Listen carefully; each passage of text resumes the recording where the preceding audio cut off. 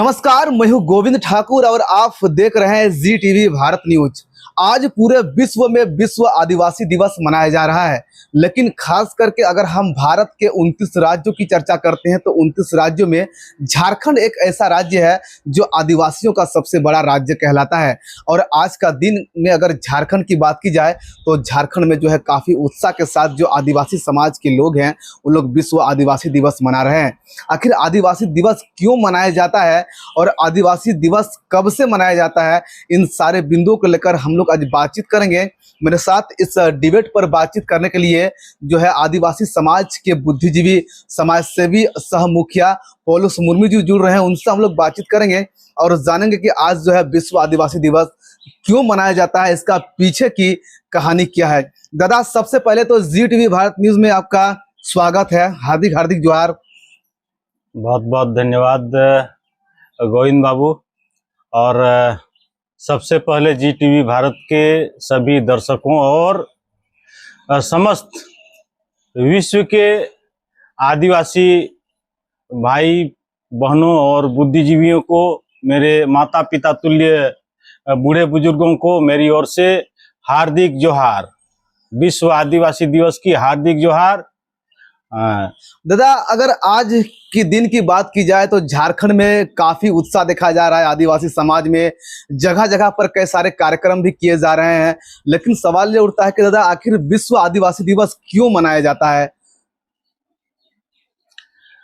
गोविंद बाबू, निश्चित रूप से जहाँ तक आदिवासी की बात है तो आदिवासी दिवस कहते ही हम सबों के बीच में एक रोमांच सा जो है ना उत्पन्न होता है। शरीर में एक शरीर रोमांचित हो जाता है, क्योंकि पूरे विश्व में हम आदिवासियों का अस्तित्व को लेकर और पिछड़ेपन को लेकर संयुक्त राष्ट्र संघ ने 1982 में जेनेवा में एक वर्किंग ग्रुप का एक बैठक बुलाया था, जिसमें आदिवासियों के पिछड़ेपन, गरीबी उन्मूलन और स्वास्थ्य से संबंधित विषयों को लेकर चर्चा होनी थी।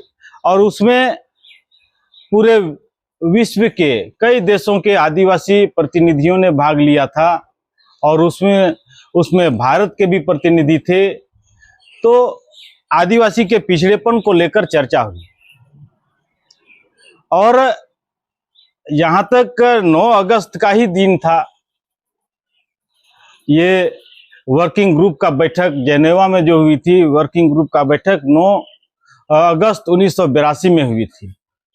और चूंकि आप पूछ रहे हैं, क्योंकि ये विश्व आदिवासी दिवस कहाँ से और कब शुरू हुआ, तो ये एक बहुत बड़ी मतलब ये है कहानी है। आप अमेरिका का खोज आपको पता होगा, संत कोलंबस ने 1492 में अमेरिका की खोज की थी। और अमेरिका के जो यूरोपीय लोग हैं, जो लैटिन अमेरिकी लोग हैं, जो बाहर से जाकर वहाँ बसे हैं, वो लोग कोलंबस डे को एक जो है ना 500 साल पूरे होने के उपलक्ष्य में 1992 में 12 अक्टूबर 1992 को मनाने की जोर शोर से तैयारी कर रही थी। और इस तैयारी को देखकर वहां के मूल निवासियों को लगा कि ये हमारे हमारे ऊपर जो उपनिवेशिक शासन कर रहे हैं, इस तरह से हमारे ऊपर जो अत्याचार हुआ है इसका ये लोग माखोल उड़ा रहे हैं। तो इसको लेकर वहां के मूल निवासियों ने इसका पुरजोर विरोध किया और 12 अक्टूबर 1992 को ही पहली बार अमेरिका में उपमहादेशीय एकता के रूप में वहां के मूल निवासियों ने, आदिवासियों ने उपमहादेशीय एकता के रूप में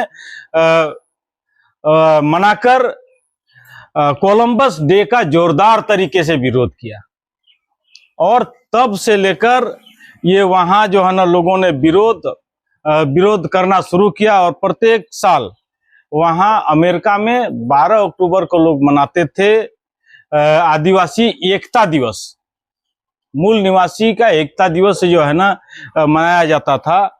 और क्योंकि ऐसे परिस्थिति में संयुक्त राष्ट्र संघ ने जब देखा कि अमेरिका जैसा देश में इस तरह का विरोध हो रहा है, तो वर्किंग ग्रुप का जो बैठक था उसमें भी जो है ना पिछड़ेपन को लेकर जो ये हुई थी, उसी को देखते हुए अमेरिका ने संयुक्त राष्ट्र संघ ने 1994 के दिसंबर माह में विश्व आदिवासी दिवस मनाने का एक तिथि घोषणा किया, जो 9 अगस्त का तिथि तय हुआ। और 1995 से लेकर आज तक लगातार 9 अगस्त को विश्व आदिवासी दिवस दूसरा सवाल है कि आखिर जो है आज विश्व आदिवासी दिवस बड़े ही हर्षोल्लास के साथ मनाया जा रहा है, लेकिन खास करके अगर हम आदिवासी समुदाय की चर्चा करते हैं तो इसके इस दिवस पर क्या कुछ योगदान रहा है? कि आदिवासी दिवस मनाने के पीछे जो योगदान है, आदिवासियों ने क्योंकि अमेरिका में जिस तरह से उप महादेशीय एकता दिवस के रूप में लोगों ने संगठित होकर यूरोप के उपनिवेशी लोगों के विरुद्ध जिस तरह से खड़ा हुआ, उसी तरह यहाँ भी आप देखेंगे भारतवर्ष में भी कई ऐसे राज्य हैं जहाँ इसी देश के अंदर से विभिन्न राज्यों से लोगों ने उपनिवेश की तरह आदिवासी इलाकों को कब्जा किया है।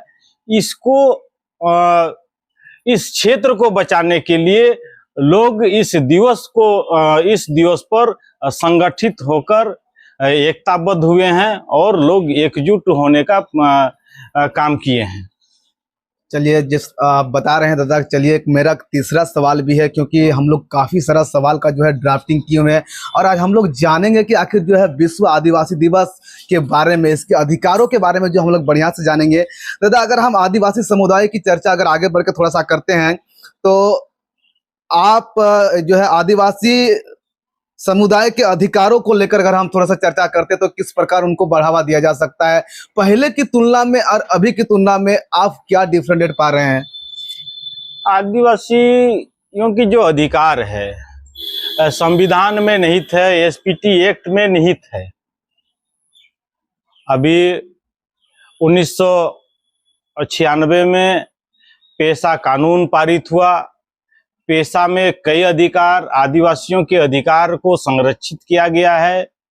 इस राज्य में भी, झारखंड में भी पेशा के तहत चुनाव तो हुए हैं, लेकिन पेशा का जो अक्षरशः अनुपालन होना चाहिए था, वो नियमावली बनना चाहिए था, ये सारे चीज नहीं बना है। और अधिकार, संपूर्ण अधिकार न ग्राम सभा को दिया है न पंचायत को। इस तरह से एसपीटी एक्ट में भी कई अधिकार हमारे जनजातीय समुदाय के जल जंगल जमीन को संरक्षित करने के लिए है। उसके उपरांत आदिवासियों की जल जंगल जमीन छीनी जा रही है। तो इसके लिए एक ही उपाय है, आदिवासियों को जागरूक करना, संवैधानिक अधिकार को लेकर उन्हें ज्यादा जानकारी साझा करना, एसपीटी एक्ट के बारे में, उनके अधिकार के बारे में उनको जागरूक करना। जब तक इन विषयों पर जब तक हम जागरूक नहीं करेंगे, लोगों को शिक्षित नहीं करेंगे, तब तक हम आदिवासी के अधिकारों को संरक्षित नहीं कर सकते। दादा, मेरा तीसरा सवाल ये है, क्योंकि झारखंड में अगर कभी भी आदिवासियों की चर्चा होती है या आदिवासी को लेकर चर्चा किया जाता है तो उनके जो जीवन की कथा जो है वो संघर्ष से जुड़ा हुआ रहता है। और खास करके अगर हम आदिवासी समुदाय की अगर हम चर्चा करते हैं तो पहले भी उनके सामने कई सारी चुनौतियां थी और आज भी कई सारी चुनौतियां। अभी क्या लगता है दादा, किस प्रकार से आने वाले समय में, आने वाले जनरेशन में आदिवासियों के लिए चुनौती जो है वो यहाँ जो है वो बढ़ती जा रही है? चुनौतियां तो है, चूंकि आदिवासियों के साथ ही नहीं तमाम समुदायों के साथ चुनौती है। और ये भौतिकवाद और पश्चिमी सभ्यता, ये दोनों के बीच हम चूंकि आदिवासी दिवस मनाने के पीछे हम अपने संस्कृति को संरक्षित करना, हम अपने पारंपरिक जो है ना पारंपरिक जो क्रियाकलाप हैं हमारे, उनको संरक्षित करने के साथ साथ पर्यावरण, हमारा जल जंगल जमीन, तो जिस तरह से भौतिकवाद और पश्चिमी सभ्यता हमारे साथ फिर जो है ना यहाँ भी अन्य लोगों की जो है ना जो सभ्यताएं हैं, इसके बीच से अपने सभ्यता और संस्कृति को बचाए रखना और आगे बढ़ना बहुत बड़ा चुनौती तो है, चुनौती है। लेकिन इस चुनौतियों से पार पाने के लिए मेरा जो सुझाव रहेगा अपने समुदाय के लोगों के लिए, हम शिक्षित होकर भी अपने घर परिवार में अपने संस्कृति को संरक्षित कर सकते हैं। हम पढ़ाई लिखाई के साथ साथ अपने बाल बच्चों को अपनी भाषा संस्कृति के साथ आगे हम बढ़ा सकते हैं। दादा, और एक सवाल मेरा है, अगर हम आदिवासी समुदाय को लेकर बात करते हैं तो इनको लेकर खास करके सियासी दंगल में, सियासी अखाड़ा में कई सारे मुद्दे को लेकर जो है आदिवासी समाज को जो है मंच पर लाके खड़ा किया जाता है। लेकिन विकास की मामले में अगर हम चर्चा करते हैं तो आज भी आदिवासी समाज के लोग उन विकास के मामले में वंचित हैं जो उसको सही मायने में मिलना चाहिए। पहले की तुलना में और अब की तुलना में अगर हम चर्चा करते हैं तो काफी पिछड़े हुए हैं आदिवासी समाज। देखिए, विकास के लिए विकास एक सतत प्रक्रिया है और विकास के लिए सिर्फ एक तरफा नहीं हो सकता है, एक तरफा प्रयास से नहीं हो सकता है, सिर्फ सरकार के प्रयास से भी नहीं हो सकता है। सरकार, समाज और सरकार के जो कार्यकारी एजेंसियां हैं और सामाजिक कार्यकर्ता, नेता, सबका जो है ना जब तक समन्वय के साथ सभी लोग एक साथ जो है ना अब समाज को आगे लाने के लिए या राष्ट्र को आगे ले जाने के लिए प्रयास नहीं करेंगे तो कोई भी समाज, किसी भी समाज, सिर्फ आदिवासी समाज की बात नहीं करते हैं, हम आगे नहीं बढ़ा सकते हैं। और इसके लिए हमारे सभी, चाहे वो कार्यपालिका हो, विधायिका हो, हमारे समाज के प्रबुद्ध नागरिक हो, समाज के लोग हों, और सबको सकारात्मक सोच के साथ काम करना होगा, तभी हम सिर्फ आदिवासी नहीं सभी समुदाय को आगे बढ़ा सकते हैं और विकास के रास्ते हम आगे जा सकते हैं। अन्यथा सरकार के प्रयास का हम लोग सुने होंगे कि राजीव गांधी जब प्रधानमंत्री थे तो उन्होंने किसी से पूछा था कि जो है ना आपके जो है ना गांव तक कितनी राशि, जब हम 100 भेजते हैं तो कितनी राशि पहुंचती है। तो वही हाल है यहाँ, अगर सभी लोग अगर का समन्वय और सही तरीके से हम राष्ट्र के विकास या समाज के विकास के लिए अगर हम काम नहीं करेंगे तो वही हाल होगा कि हम 100 ऊपर से आएगा और 10 पहुंचते पहुंचते मात्र 10 लोगों तक, अंतिम पायदान में बैठे लोगों तक पहुंचेगा ये हाल। लेकिन इससे हम बहुत हद तक उभरे हैं। अभी पहले के बनिस्पत काफी बदलाव आया है, परिवर्तन आया है और अभी और बदलाव लाने की आवश्यकता है।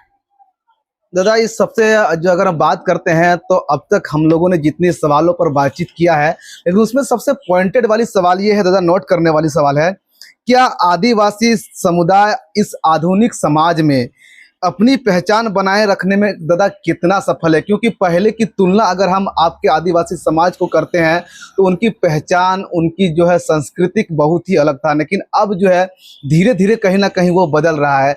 तो इस चीज को मतलब अपने संस्कृति को बनाए रखने में आदिवासी समाज अब इस आधुनिक समाज में कितना सफल हो रहा है? देखिए, आधुनिकता में अपने संस्कृति, रीति रिवाज, भाषा, संस्कृति को आगे बढ़ाना सचमुच बहुत बड़ी चुनौती है।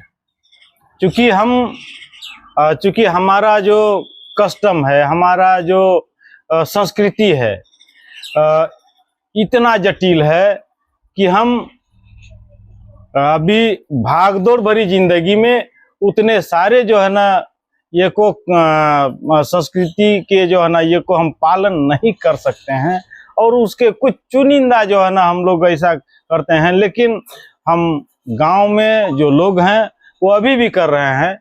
हम पढ़े लिखे लोग अपने संस्कृति से बहुत हद तक दूर गए हैं, और चूंकि उनके पास समय का भी अभाव है, बहुत सारी चीजें हैं।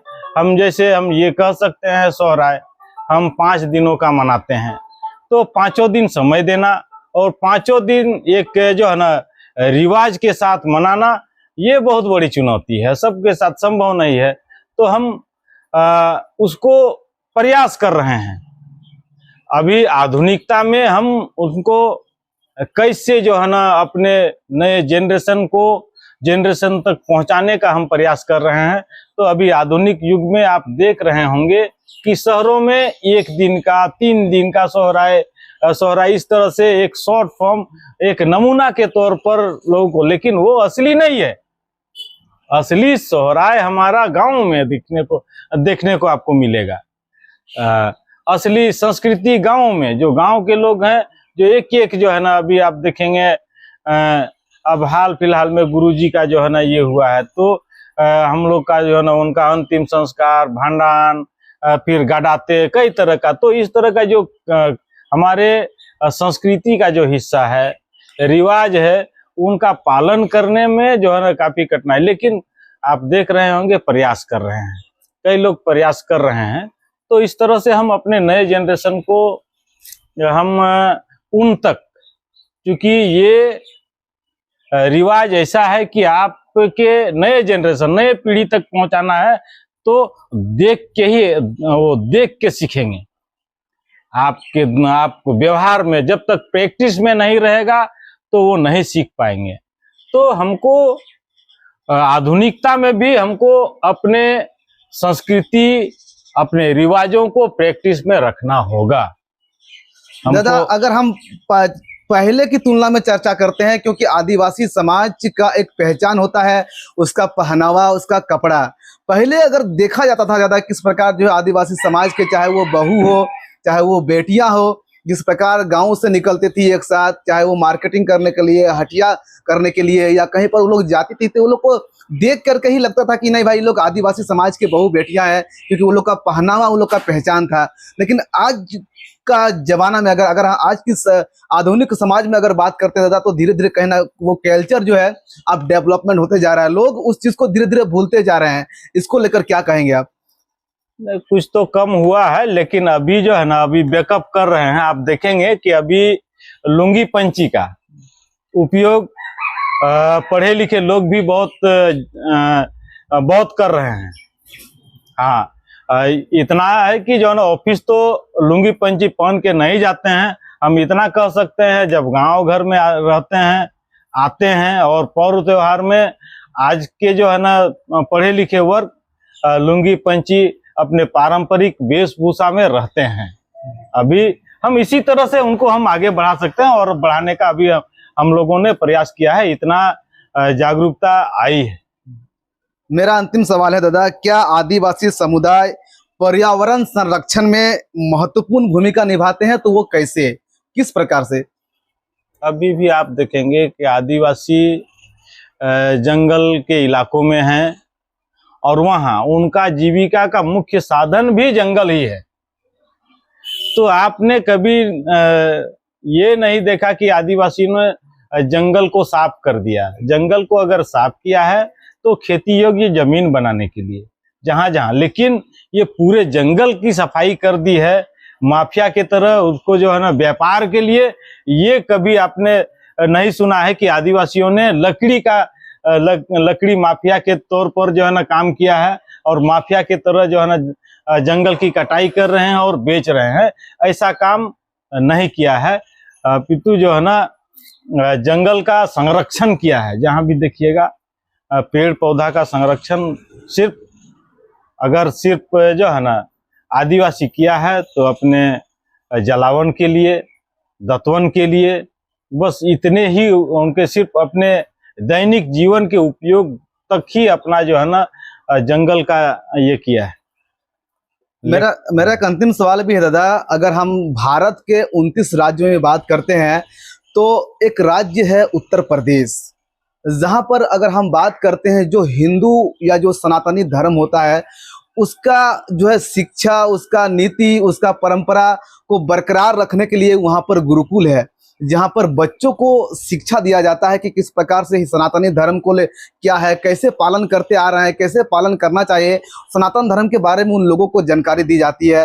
अगर इसके अलावा अगर हम हैदराबाद की चर्चा करते हैं तो वहां पर भी मुस्लिम समुदाय का एक मदरसा है, वहां पर जो उनके जो पारंपरिक जो रीति रिवाज है उनको लेकर जो है उनको जानकारी दिया जाता है, वहाँ बच्चों को सिखाया जाता है उस चीज़ को लेकर, अपने पारंपरिक मतलब परागत से जो है उनको अवगत कराया जाता है। लेकिन झारखंड में क्या लगता है दादा कि आज तक आदिवासी समाज के जो नया पीढ़ी के लोग हैं उनको अपने पारंपरिक अपने रीति रिवाज के को जो है शिक्षा देने के लिए ऐसा कोई म्यूजियम वगैरह, ऐसा कोई स्कूल वगैरह है?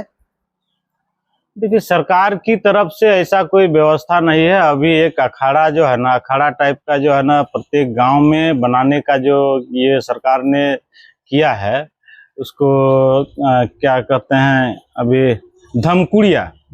लेकिन धमकुड़िया हमारे ये जो है ना क्या कहते हैं उरांव जनजातियों का जो है ना ये है, वो लोग धमकुड़िया में करते हैं। लेकिन हमारे संताल आदिवासियों में अखड़ा हुआ करता था। अखड़ा जैसे अभी दसाई का समय आने वाला है तो दसाई के समय जो है ना लोग बैठते थे, तो अखाड़ा, सोहराय के समय लवड़िया, तो इस तरह का प्रशिक्षण होते आया है।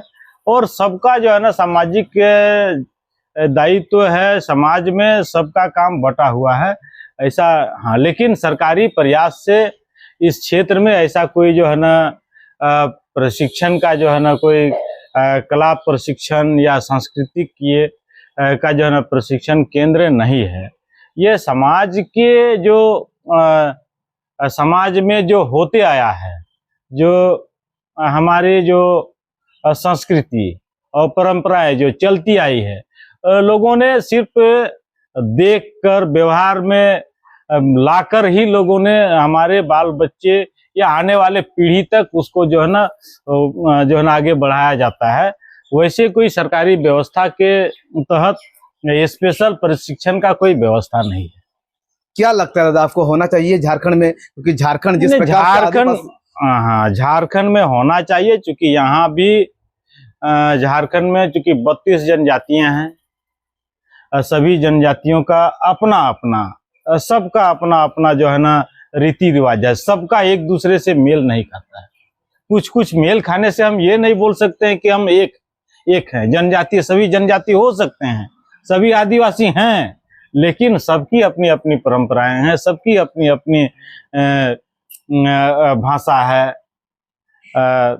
तो धर्म भी सबका अलग अलग है। इस देश में इतनी विविधताएं हैं हम कह नहीं सकते हैं। हम इस देश के अंदर 700-750 के आसपास जनजातियां हैं, आदिवासी, और सबके धर्म अलग अलग हैं, सबके जो है ना इष्ट देव, हाँ इतना सिमिलरिटी एक है, सभी लोग प्रकृति को पूजते हैं, लेकिन अलग अलग तरीकों से, अलग अलग तरीकों से, और सबके इष्ट देव अलग अलग हैं।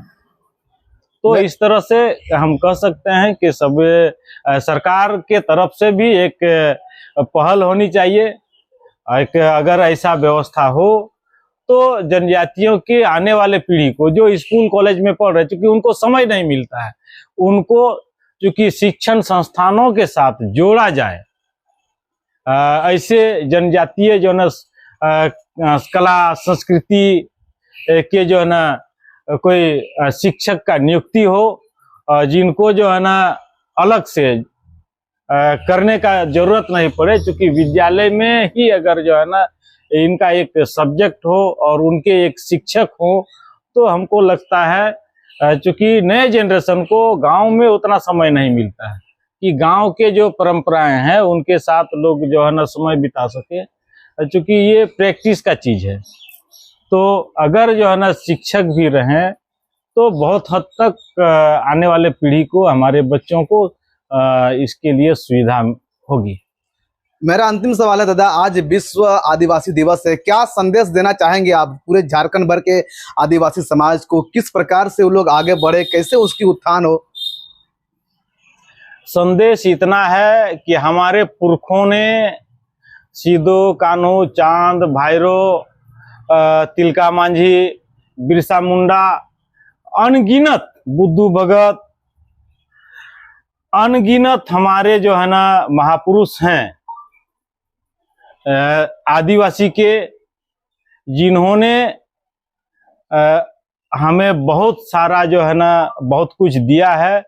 हम इतना कहेंगे उनके रास्ते हम चले, और क्योंकि नए जनरेशन के लिए उनके साथ साथ हम अपने अधिकारों को संरक्षित करने के लिए, जब तक हमारे आने वाले पीढ़ी नहीं पढ़ेंगे तो हम नहीं बढ़ पाएंगे। और हम इतना कहेंगे, हमारे समाज के लोगों से हम अपील करेंगे, सभी लोग अपने अपने बाल बच्चे को शिक्षित करें, पढ़ाएं, कम खाएं लेकिन पढ़ाएं जरूर।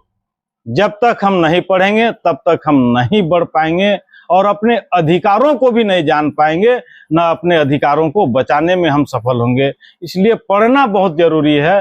हमको आदिवासी को अगर आगे बढ़ना है तो पढ़ना होगा। चलिए दादा, बहुत बहुत धन्यवाद कि आप जी टीवी भारत न्यूज के साथ जुड़े, और जिस प्रकार से आज हम बता रहे थे आज की डिबेट में कि आज जो है विश्व आदिवासी दिवस है, और किस प्रकार से जो है आदिवासी समाज इस दिवस को जो है हर्षोल्लास के साथ मनाते हैं, और इसकी पीछे की जो कहानी है वो क्या है, किस प्रकार जो है आदिवासी समाज आगे बढ़ने के लिए एक जो है एकजुट होकर के एक संकल्प लेते हैं। और खास करके अगर हम झारखंड की चर्चा करते हैं तो झारखंड जो है यूं ही वीरों की धरती है, क्योंकि आदिवासी समाज के अलावे अगर हम आज के दिन की अगर हम बात करते हैं तो आज झारखंड में बड़े ही हर्षोल्लास के साथ आदिवासी दिवस मनाया जा रहा है। चाहे वो साहेबगंज हो या फिर झारखंड के उपराजधानी दुमका हो, रांची हो, कई सारे जगह पर जो है कार्यक्रम आयोजित किए गए हैं, और वहां पर जो है आदिवासी दिवस धूमधाम से मना रहे हैं।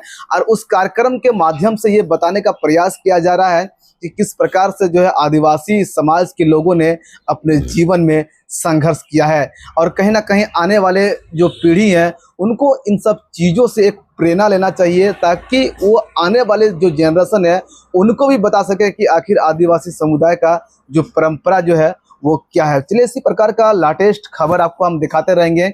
आप यदि जी टीवी भारत न्यूज़ को सब्सक्राइब नहीं किए हैं तो जल्दी से जल्दी सब्सक्राइब करें और ज़्यादा से ज़्यादा शेयर करें, ताकि आपके दोस्तों तक भी जो है इस खबर का जो है लेटेस्ट अपडेट पहुंच सके। चलिए, धन्यवाद, फिर मिलते हैं हम लोग अगला डिबेट में।